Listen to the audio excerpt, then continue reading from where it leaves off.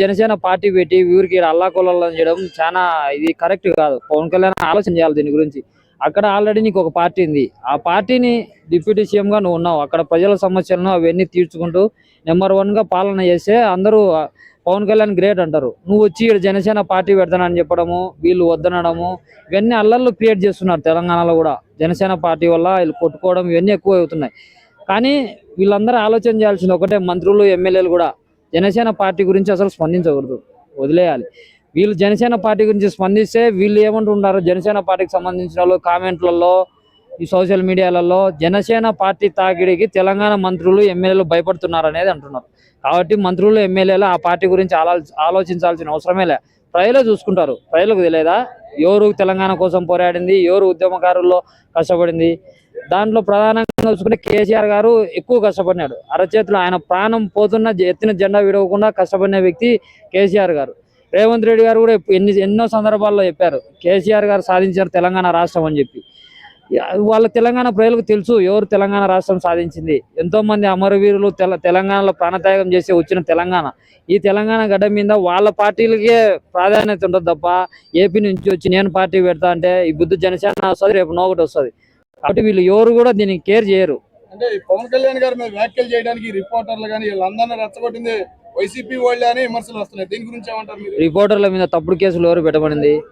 రిపోర్టర్ల మీద తప్పుడు కేసులు ఎందుకు పెట్టినారు?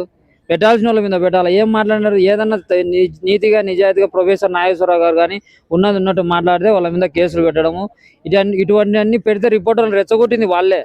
వాళ్ళు ఏం రిపోర్టర్లు జోలికి పోయినారు కాబట్టి రిపోర్టర్లు రియాక్ట్ అయినారు.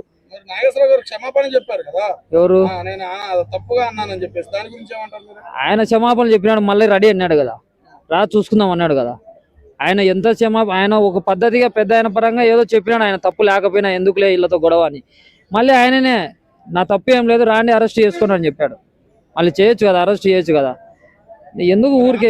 పోలీసులు బయలుదేరారు వస్తున్నారని హంగామా చేశారు, మరి ఆడ కేసులు లేవు ఏమీ లేవు, మరి దీని గురించి ఏమంటారు?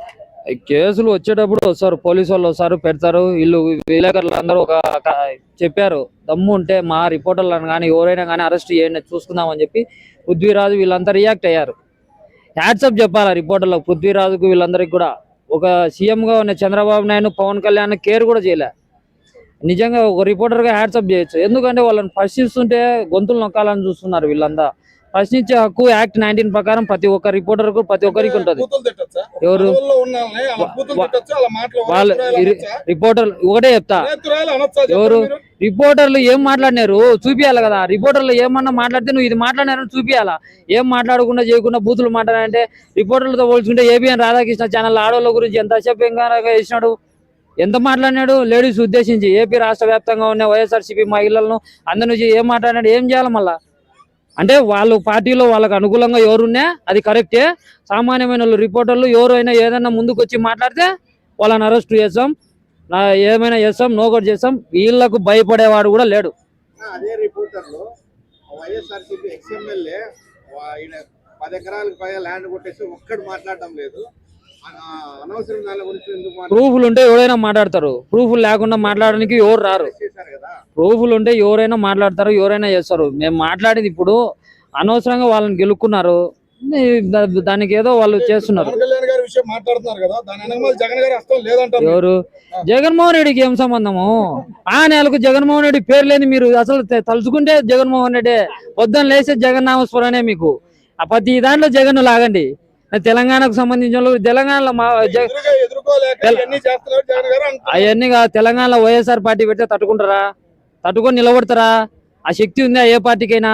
ఎందుకు పార్టీ పెట్టలే? మన రాష్ట్రం ఏపీ రాష్ట్రము బాగుండాలా, ఏపీ రాష్ట్రం డెవలప్ చేయాలా అనే దృష్టి పెట్టినాడు కాబట్టి వైఎస్ఆర్సీపీ పార్టీని ఇక్కడ వద్దనుకొని జగన్మోహన్ రెడ్డి వద్దనుకొని పోటీ చేయలేదు. ఎవరు? తెలుగుదేశం పార్టీ ఎందుకు వద్దనుకునింది? మేమంటే తెలుగుదేశం పార్టీలో తన్ని తరిమేసినారు, సైకిల్ గీకిల్ అన్ని మర్త పెట్టి పంపించినారని మేము మాట్లాడతాం. అవన్నీ కాదు, ఇలాంటివన్నీ మాట్లాడాలంటే ఎన్నో మాట్లాడచ్చు. వాళ్ళు వద్దనుకున్నారు, పార్టీలు వద్దు, ఏపీలో పోయారు. ఇప్పుడు జనసేన పెడుతున్నాడు, చూద్దాం ఆయన ఏం మాట్లాడతాడో రేపు చూసి దాన్ని బట్టి మాట్లాడాలి మళ్ళీ.